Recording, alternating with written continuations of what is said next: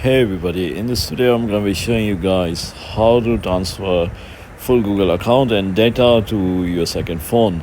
So before we get started, I just want you guys to like this video and subscribe to our YouTube channel for more amazing helpful content like this. With that all being said, let's get started with today's video. Hi guys, so I'm on this reputable website which is android.com itself. So if you are transferring to an Android phone, so you can connect both devices wirelessly. So turn on your new and existing Android phones, follow the on-screen instructions on your new Android phone, and then select your data. So just follow the on-screen instructions to activate your SIM and add your Google account. Choose which data to copy from your existing Android phone, and then you have to just transfer your data, and that's about it. It's that simple for Android phones. However, if you want to transfer to an iOS phone, the best way is to just use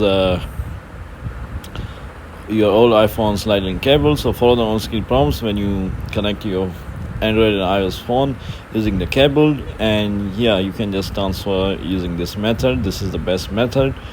Alternatively, you can also connect your iPhone to your laptop or computer device using iTunes or to your Mac OS, and then just copy them to your Android phone.